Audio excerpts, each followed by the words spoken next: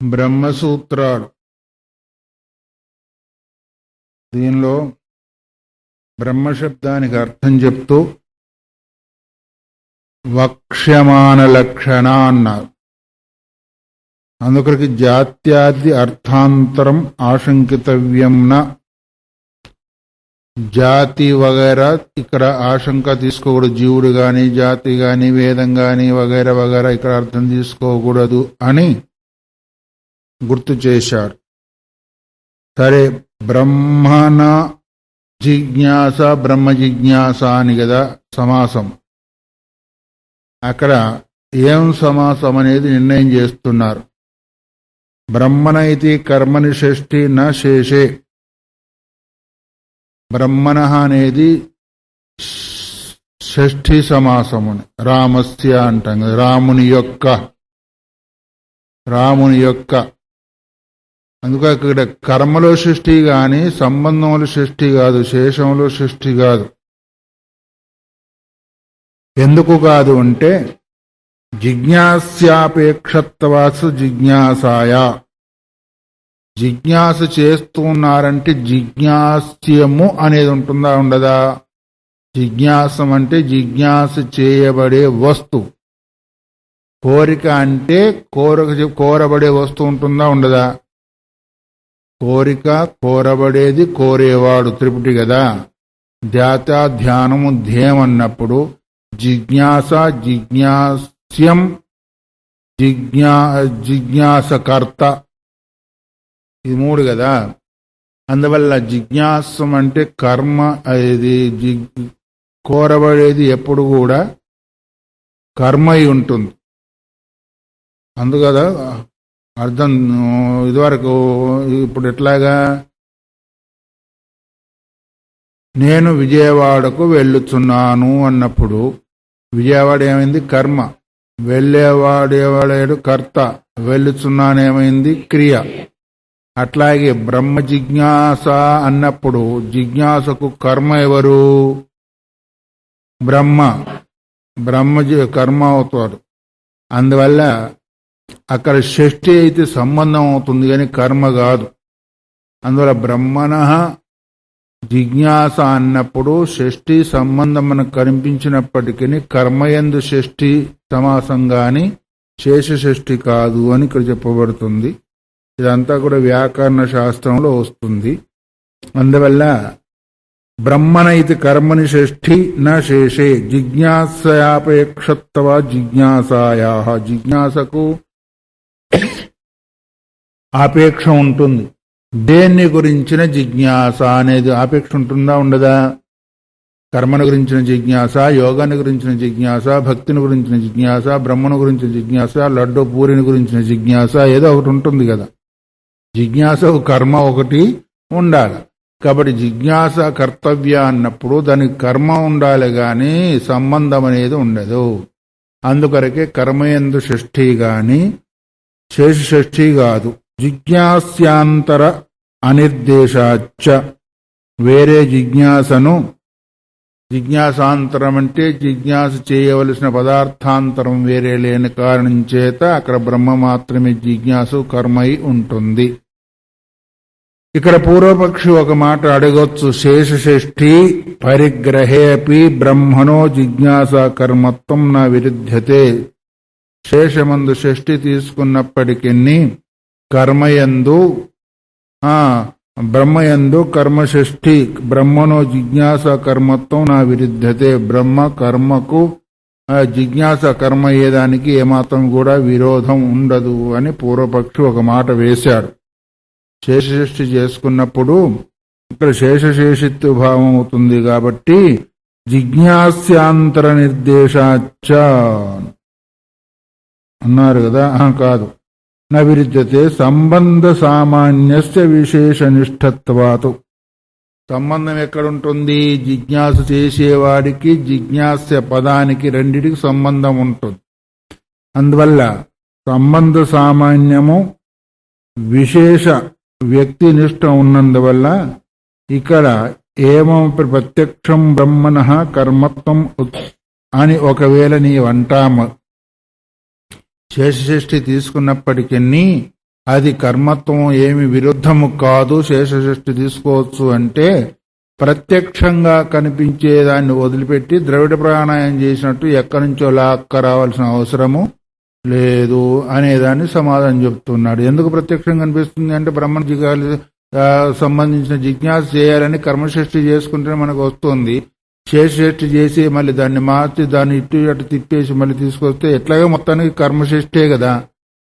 కర్మ అంటే జిజ్ఞాసకు కర్మే అవుతుంది కాబట్టి అంత పొడుగుపోయి మళ్ళీ కిందికి దిగి రావాల్సిన అవసరం లేదు.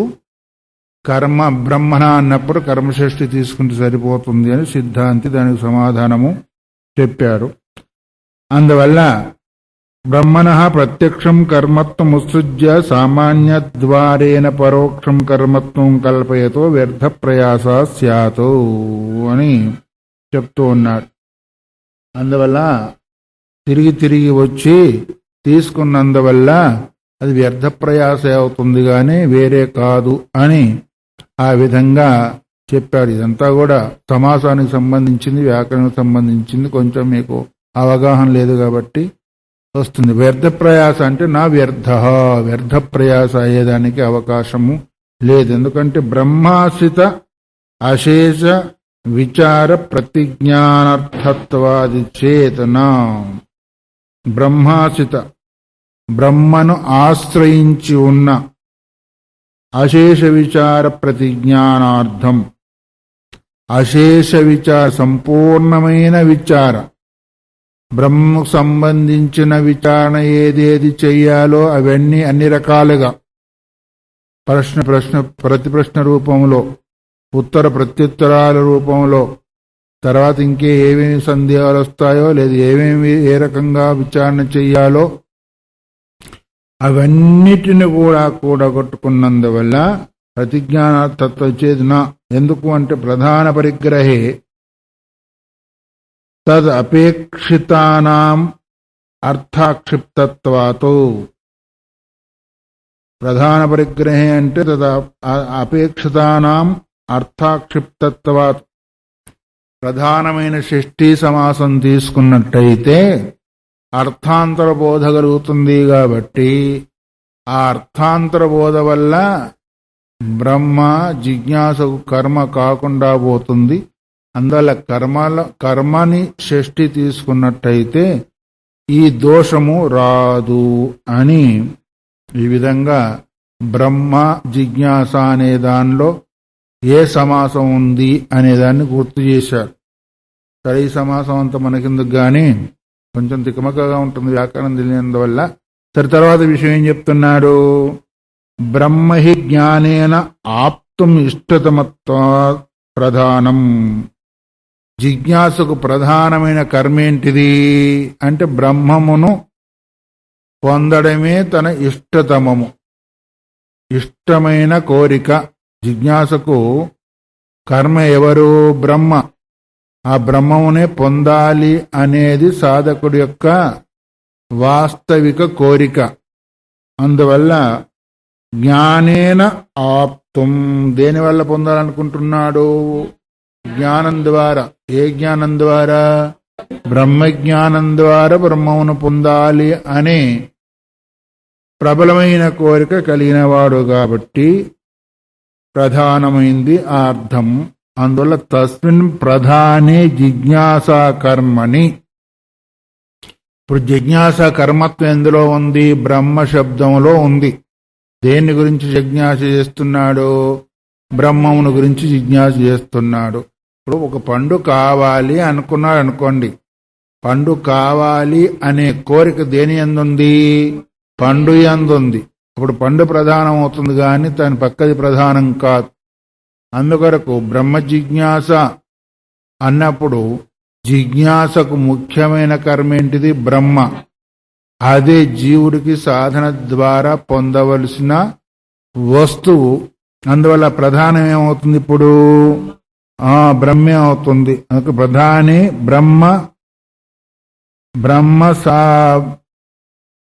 బ్రహ్మ జిజ్ఞాసా కర్మని పరిగృహీతే ఏ జిజ్ఞాసతే వినా బ్రహ్మ జిజ్ఞాసితం నభవతి తాని అర్థాక్షిప్తాన్యేవ ఇది నా పృథక్ సూత్రయితవ్యాని అన్నాడు. బ్రహ్మ ఏంటిది ఇప్పుడు అంటే జిజ్ఞాస చేసేవాడికి ఇష్టతమమైన కర్మ. తర్వాత దాన్ని జిజ్ఞాస చేసినందువల్ల దాన్ని తెలుసుకోవాలి అని అనుకున్నప్పుడు బ్రహ్మ జిజ్ఞాస అనే కర్మయందు ఏ జిజ్ఞాసైర్విన బ్రహ్మ జిజ్ఞాసం నభవతి, దేని జిజ్ఞాస లేనందువల్ల బ్రహ్మను తెలుసుకోవడం కాదో, ఏది లేనందువల్ల బ్రహ్మ జిజ్ఞాస జరగదో, ఏది ఉన్నందువల్ల బ్రహ్మ జిజ్ఞాస జరుగుతుందో అది తాని అర్థాక్షిప్తాన్యేవేతి నా పృథక్ సూత్రయితవ్యాని. అది అర్థాక్షిప్తాన్ని అంటే దాని అర్థాన్ని బట్టే దాని వెంట వస్తూ ఉంటుంది కాబట్టి వేరుగా చెప్పవలసిన అవసరం లేదు. ఏది ఉంటే ఏది కలుగుతుంది, ఏది లేకపోతే ఏది కలగదు అన్నారు. వంట చేస్తున్నారు అన్నారనుకోండి, వంట చేస్తానంటే ముఖ్యమైన కర్మ ఏంటిది చేసేదానికి? వంట చేస్తా అన్నప్పుడు ఇంకా మిగతా బియ్యం కావాలి, పప్పులు కావాలి, అవి కావాలి, ఇవి అని చెప్పవలసిన అవసరం ఉందా? ఎందుకంటే ఆ వంట రూపకర్మకు సంబంధించినవన్నీ కూడా అవి తెలుసుకోవాల్సి ఉంటుంది. అది తెలుసుకోకుండానే ఇది జరిగేదానికి అవకాశం లేదు కదా, అవి లేకుండానే జరిగేదానికి లేదు కాబట్టి బ్రహ్మ జిజ్ఞాసితం అంటే బ్రహ్మ జిజ్ఞాస మిగతాయి లేకుండా కాదు కాబట్టి వాటితో కూడా కలిపి బ్రహ్మ జిజ్ఞాస జరుగుతుంది అని ఎట్లా ఉపమానం ఇస్తున్నాడు. ఏంటిని?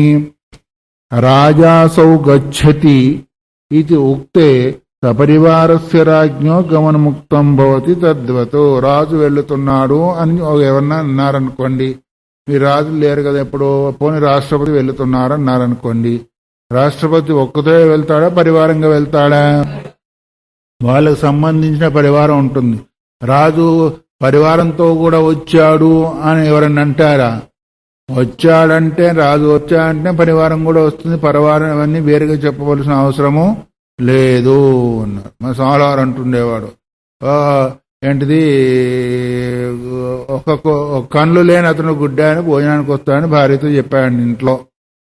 అప్పుడు ఏం చేయాలా? ఒక్కాకేయాలా రెండాకేయాలా?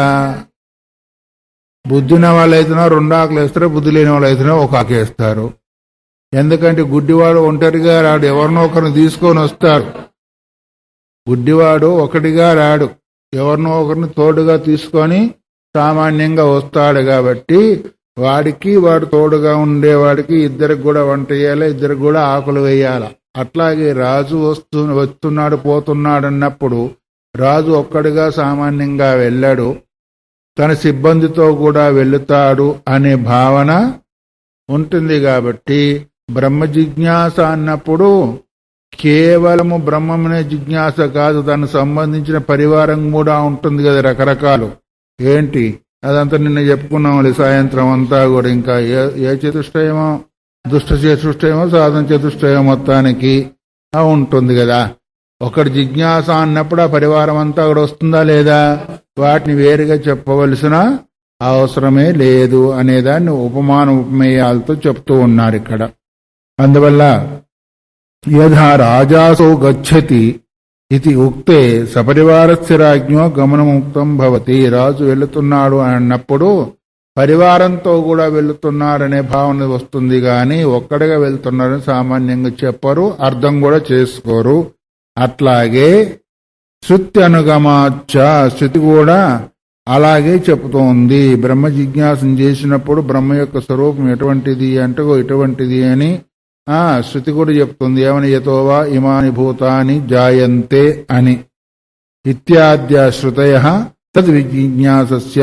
ఎక్కడి నుంచి ఈ సృష్టి అంతా కూడా బయలుదేరుతుందో అదే బ్రహ్మ యొక్క స్వరూపము, దాన్ని తెలుసుకోవాలి అని శృతి చెప్తుంది. ఏ శృతి? తైత్రి శృతి చెప్తోంది. అప్పుడు ఎక్కడి నుంచి అయితే అంటే ఈ సమస్తానికి కూడా అధిష్టానమైందని అవగాహన చేసుకోవాలి. ఎందుకంటే రకరకాలని అవగాహన చేసుకున్నట్టయితే, వేదమనో బ్రాహ్మణుడనో ఇంకోటో అవగాహన చేసుకున్నట్టయితే ఇక్కడ ఏమవుతుంది అంటే ఇక్కడ సమన్వయం కాదు. అందువల్లనే దేని నుంచి అయితే ఈ సమస్త సృష్టి జాలమంత చరాచర జగత్తంతా కూడా భాషిస్తుందో దాని గురించిన జిజ్ఞాస చేయాలి అనే భావన నిర్ధారణ మనకు కలుగుతుంది అని. అట్లాగే తద్ బ్రహ్మ ఇది ప్రత్యక్షమేవ బ్రహ్మనో జిజ్ఞాసా కర్మత్వం దర్శయతి. ప్రత్యక్షంగా శృతి జిజ్ఞాసకు కర్మగా బోధిస్తుంది. శేషసృష్టి చేసినందువల్ల ప్రత్యక్ష కర్మత్వము ఈ బ్రహ్మకు రాదు, అందువల్ల అర్థాక్షిప్తంగా వస్తుంది. అందువల్ల ప్రత్యక్షంగా మనకు కనిపించినప్పుడు ప్రత్యక్షాన్ని వదిలిపెట్టి అర్థాక్షిప్తంగా తీసుకోవాల్సిన అవసరము లేదు. కాబట్టి బ్రహ్మ అనే దాని యందు బ్రహ్మ జిజ్ఞాస యందు కర్మయందు షష్ఠి తీసుకోవాలి అని ఈ విధంగా చెప్తూ ఉన్నాడు. తచ్చ కర్మని షష్ఠి పరిగ్రహే సూత్రేనానుగతం భవతి. కర్మయందు షష్ఠి కర్మషష్ఠి తీసుకుంటేనే సూత్రంతో అన్వయిస్తుంది గాని శేషషష్ఠి తీసుకున్నందువల్ల సూత్రంతో అన్వయించదు అని బ్రహ్మ జిజ్ఞాస యందు ఏ సమాసమైతే ఉందో సమాసాన్ని గురించి తేల్చి చెప్పారు. రెండున్నాయి ఇక్కడ సమాసాలు. సమోసా కాదు సమాసం.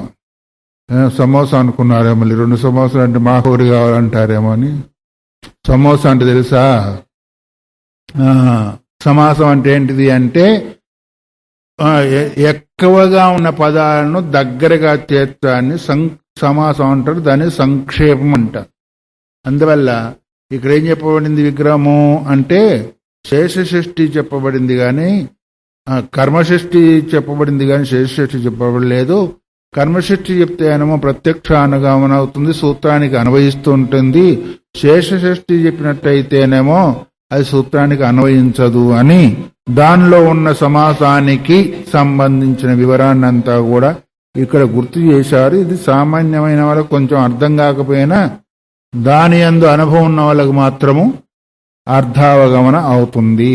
అందువల్ల తస్మాత్ బ్రహ్మణ ఇది కర్మని షష్ఠి. అందువల్లనే బ్రహ్మణ అనే శబ్దం ద్వారా మనకు షష్ఠి కనిపించినప్పటికీ కర్మయందు షష్ఠి గాని సంబంధమందు శేష షష్ఠి కాదు అని ఈ పారాగ్రాఫులో బ్రహ్మ జిజ్ఞాస అనే శబ్దంలో బ్రహ్మనో జిజ్ఞాస బ్రహ్మ జిజ్ఞాస అనే ఈ యొక్క విగ్రహాన్ని బట్టి సమాసాన్ని బట్టి కర్మయందు షష్ఠిని నిరూపణ చేసి శేషషష్ఠిని నిరాకరించారు అని ఇంతవరకు మనం గ్రహిస్తే చాలు.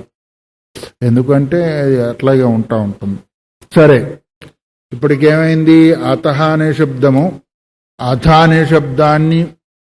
అనే శబ్దాన్ని బ్రహ్మ జిజ్ఞాస అనే దానిలో బ్రహ్మ శబ్దాన్ని బ్రహ్మ జిజ్ఞాస అనే దానిలో సమాసాన్ని కూడా తెలిపారు. ఇంక మిగిలింది ఏంటిది? జిజ్ఞాస అనే పదాన్ని మనం తెలుసుకోవాలి, దాని గురించి చెప్పాలి. అథాతో బ్రహ్మ జిజ్ఞాస కదా.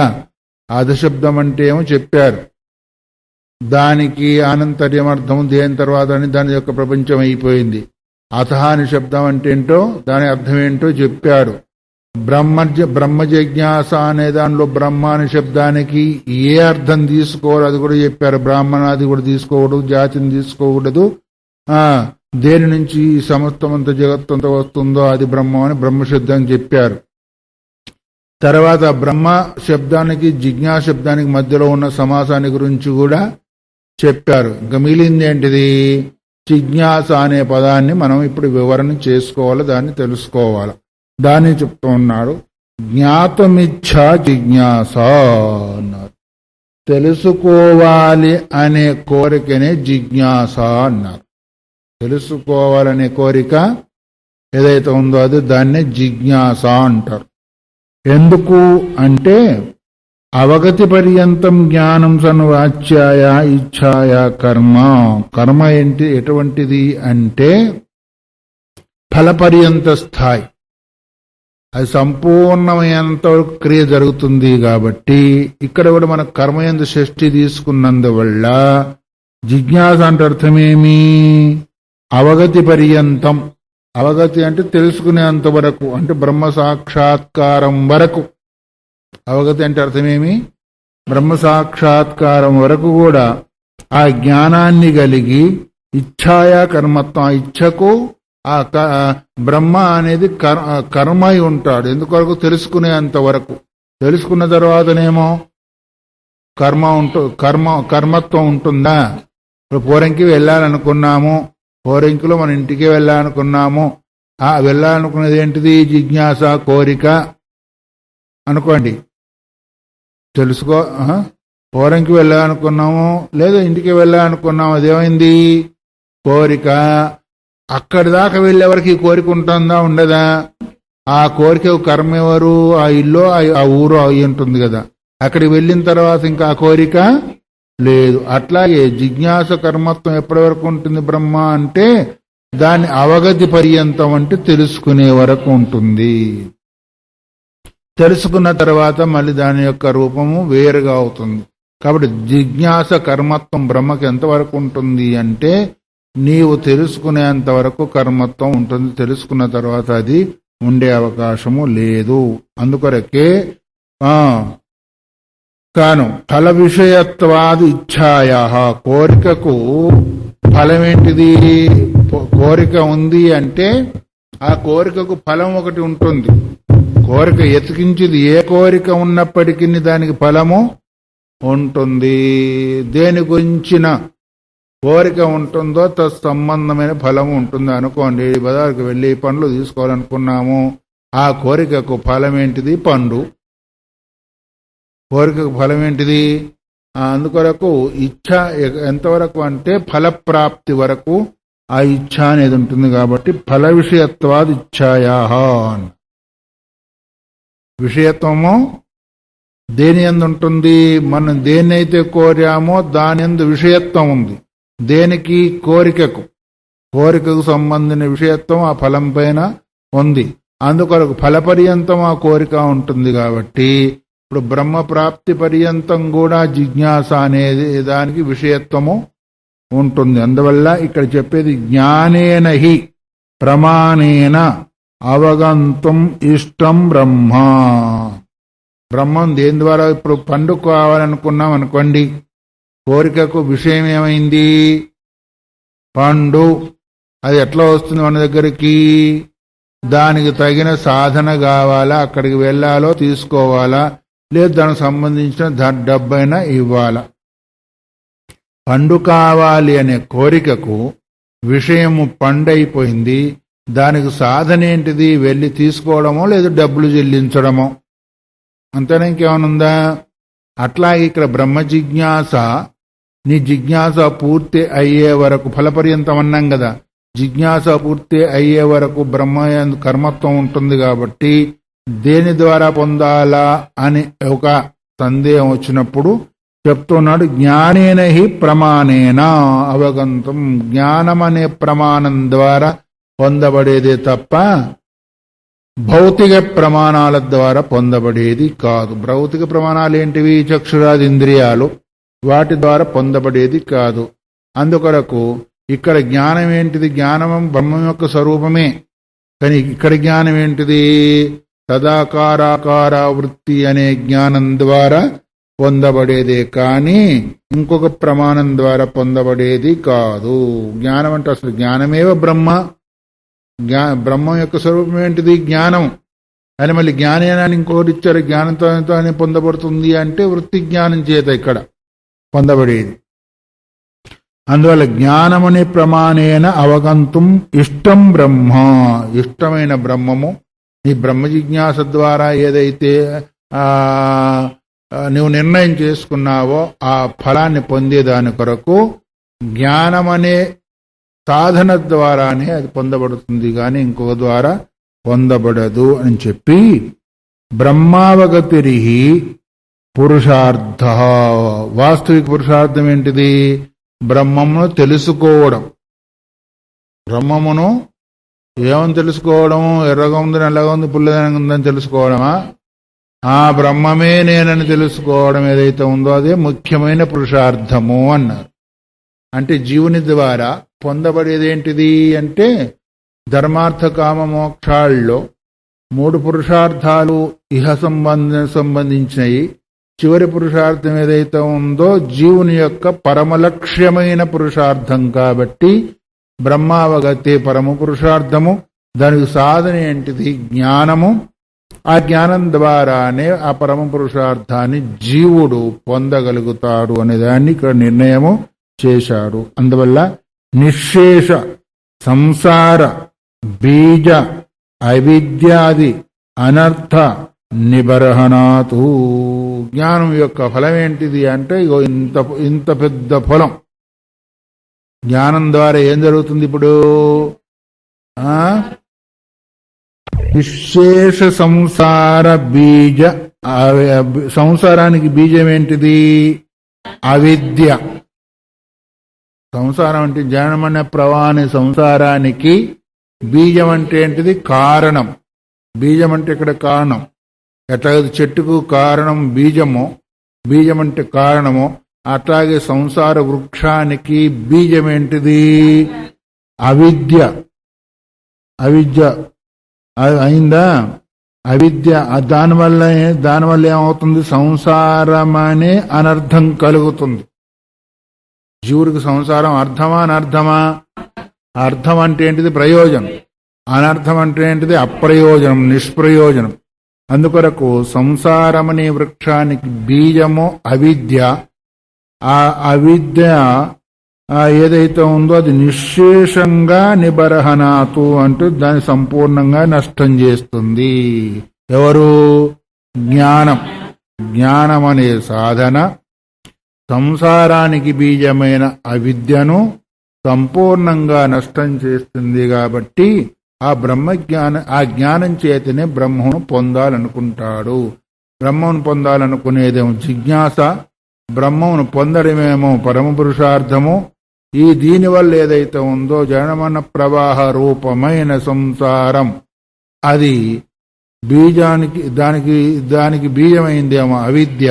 ఆ విద్యను సంపూర్ణంగా జ్ఞానము నష్టం చేస్తుంది. ఎట్లాగైతే కటిక చీకటిని ప్రకాశము పంపించేస్తుందో అట్లాగే ఈ బ్రహ్మ జ్ఞానము స్వరూప జ్ఞానం ఏదైతే ఉందో సంసార బీజ రూపమైన అవిద్యను సంపూర్ణంగా తొలగిస్తుంది. ఊరికి తొలగిస్తుంది కాదు, సంపూర్ణంగా తొలగిస్తుంది అని అన్నారు. తస్మాత్ బ్రహ్మ జిజ్ఞాసితవ్యం. అందువల్లనే బ్రహ్మ జిజ్ఞాస చెయ్యాలా. ఇప్పుడు బ్రహ్మ జిజ్ఞాస చేసేదాని కొరకు ఫలమేంటిది అంటే ఏంటిది ఫలం? సంసారానికి బీజ రూపములో ఉన్న అవిద్యను పూర్తిగా నష్టం చేస్తుంది కాబట్టి బ్రహ్మ జిజ్ఞాస చెయ్యాలి అనేది నిష్కృష్టమైన సిద్ధాంతం తేలింది. ఎందుకొరకు చేయాలా బ్రహ్మ జిజ్ఞాస అని ఎవరైనా అడిగితే నువ్వు ఇందుకొరకు చెయ్యాలా. ఫలాన్ దగ్గరికి ఎందుకు పోతున్నావు అంటే కారణం చెప్తారా లేదా? ఫలాన్ దగ్గరికి ఎందుకు పోతున్నా అంటే కారణం చెప్పినట్టుగానే బ్రహ్మ జిజ్ఞాస ఎందుకు చెయ్యాలి, చేయకుండా పోయేది ఏంటి అని ఎవరైనా ఎదురు ప్రశ్న వేస్తే దానికి సమాధానం ఏంటిది? సంపూర్ణమైన సంసారానికి బీజ రూపంలో ఉన్న అవిద్యను నష్టం చేస్తుంది కాబట్టి అందుకొరకు జిజ్ఞాస చెయ్యాలి. ఎందుకు? ఆ జిజ్ఞాస ద్వారా బ్రహ్మావగతి రూపమైన జ్ఞానం కలుగుతుంది. ఆ జ్ఞానం చేత ఇది నష్టమవుతుంది అనే సమాధానం వస్తుంది. ఇప్పుడు బ్రహ్మ జిజ్ఞాస చేయడం సార్థకమా నిరర్ధకమా? సార్థకము. అందుకొరకే అథాతో బ్రహ్మ జిజ్ఞాస అనే దాన్ని చెప్పారు. కాబట్టి అయితే ఒక బ్రహ్మ జిజ్ఞాస చేయాలని బాగానే ఉంది, మేము కూడా ఒప్పుకుంటాం. మీ బ్రహ్మ ప్రసిద్ధమైందా అప్రసిద్ధమైందా? ప్రశ్న ఇక్కడ. బ్రహ్మ ప్రసిద్ధమైందా అప్రసిద్ధమయ్యా? ప్రసిద్ధమైతే జిజ్ఞాస చేయవలసిన అవసరం లేదు. పోనీ అప్రసిద్ధం అంటావా? అది లేనే లేదు, ఇంక జిజ్ఞాస ఎట్లా చేస్తావో. అరటి పండు అన్నాము, ప్రసిద్ధమా అప్రసిద్ధమా? ప్రసిద్ధమైతే ఇంక చూస్తూనే ఉన్నాం కదా, చూడవలసిన అవసరం ఏంటిది? పోనీ లేదంటావా? లేనే లేదు, నువ్వు కావాలంటే ఎక్కడి నుంచి వస్తుంది? ఇది ఎదురు ప్రశ్న. ఎవరిది? పూర్వపక్షిది. పూర్వపక్షిది. ప్రసిద్ధం అంటావా? ఉండనే ఉంది, చేయవలసిన అవసరం ఏంది? అప్రసిద్ధం అంట అది లేనే లేదు, ఎవరో అని అది ఉందా లేదా అంటే దానికి అర్థమే లేదు కదా. దానికి అర్థమే లేదు. అర్థమే లేదు కాబట్టి అసలు లేనే లేదు అది. పోనీ ఉంది అనుకో, మా రాముడు కృష్ణుడు అన్నాను, దానికి అర్థం ఉంది కదా. అర్థం ఉందే ఉంది కదా, జిజ్ఞాస చేయవలసింది ఏంటిది అనే ప్రశ్న వస్తుంది. ఎక్కడ గాని ప్రసిద్ధమైన వస్తువును జిజ్ఞాస చేయవలసిన అవసరం లేదు. అప్రసిద్ధంగా ఉంది అనే కుందేటి కొమ్ము, కాకినోట్లో ఎన్ని పనులు ఉన్నాయంటే కాకినోట్లు పనులే లేవు, అప్రసిద్ధం ఇవి. అందువల్ల దాన్ని తెలుసుకోవాల్సిన అవసరం ఉందా? లేదు. పోనీ సాక్షాత్తే కనిపిస్తూ ఉన్నాయి పండ్లు, ఇంకా దాని గురించి తెలుసుకోవాల్సిన అవసరం ఉంటుందా? ఇది ఎవరంటున్నారు? పూర్వపక్షం వేస్తున్నారు. అదే చెప్తున్నారు. తత్ పునర్బ్రహ్మ ప్రసిద్ధం అప్రసిద్ధం వా స్యాత్. ఆ బ్రహ్మము ప్రసిద్ధమైంది. ప్రసిద్ధం అంటే నేనమా ప్రకృష్టేన సిద్ధం, ప్రసిద్ధం అంటే ఏమాత్రం కూడా కాదనే దానికి వీల్లేదాన్ని ప్రసిద్ధం అంటారు. అంటే ఉన్నదున్నట్టుగా కనిపించేదాన్ని ప్రసిద్ధం అంటారు. లేనిది ఉన్నట్టుగా కనిపిస్తే ఏమవుతారు? దాన్ని అప్రసిద్ధము అంటారు. అవునా కాదా? అందుకరికే మీ యొక్క బ్రహ్మం ఏదైతే బ్రహ్మజిజ్ఞ చేయాలన్నావు కదా, బ్రహ్మజిజ్ఞ చేయాలంటే వస్తువు ఉండాలి కదా. అది ప్రసిద్ధమైన వస్తువా అప్రసిద్ధమైన వస్తువా? మన ఎదురుగా కళ్ళ ముందు కనిపిస్తే జిజ్ఞాస చేయవలసిన అవసరం లేదు కదా, దొరికింది. అది ఎదురుగా పండు కనిపిస్తే మనకు దొరికింది, మళ్ళీ పోయి పట్టుకోవాలని లేదు కదా. జ్ఞానం ద్వారా కదా పొందబడుతుంది అని ఇప్పుడు ఇంతవరకు చెప్పావు. ఎదురు కనిపిస్తుంటే జ్ఞానం ఎందుకు, దానికి పట్టుకోవడం ఎందుకు? అది దొరికింది. మన అప్రసిద్ధం అంటావా? నీ జ్ఞానానికి కూడా దొరకదు. అది లేని వస్తువు ఎక్కడ దొరుకుతుంది? ఉన్న వస్తువును డబ్బులు పెట్టి కొనుక్కొస్తావు గాని లేని వస్తువు ఎక్కడైనా కొనుక్కొస్తావా? కొనుక్కరావు. ఇప్పుడు ఆ వస్తువు తెచ్చేదానికి డబ్బు కారణం ఎట్లా అయిందో, వస్తువు ఉంటే తీసుకొస్తావు, లేకపోతే తీసుకొచ్చే అవకాశము లేదు. అట్లాగే బ్రహ్మ ప్రసిద్ధంగా నీకు కనిపిస్తే ఆ అద్దం మాదిరిగా నీకు ముందు కనిపిస్తా ఉంటే దానికి జ్ఞానం అక్కర్లేదు, తెలుసుకోవాల్సిన అవసరం కూడా అక్కర్లేదు, దానికి జిజ్ఞాస కూడా అవసరం లేదు. కానీ అప్రసిద్ధం లేదు, అది ఎక్కడ కూడా లేదంటావా? ఇక దానికి కూడా జిజ్ఞాసం కూడా అవసరము లేదు. ఈ ప్రశ్న సమంజసంగా ఉందా లేదా? అది అందువల్ల పూర్వపక్షి ప్రశ్న వేస్తూ ఉన్నారు. పూర్వపక్షే కాదు, మిమ్మల్ని ఎవరైనా అడిగితే మీకు కూడా సమాధానం కావాలా వద్దా? ప్రసిద్ధమైందా అప్రసిద్ధమైందా? ప్రసిద్ధమైతే జిజ్ఞాస చేయవలసిన అవసరం లేదు, అప్రసిద్ధమైతే జిజ్ఞాస చేయవలసిన అవసరం కూడా లేదు అన్నాడు. ఏది ప్రసిద్ధం నా జిజ్ఞాస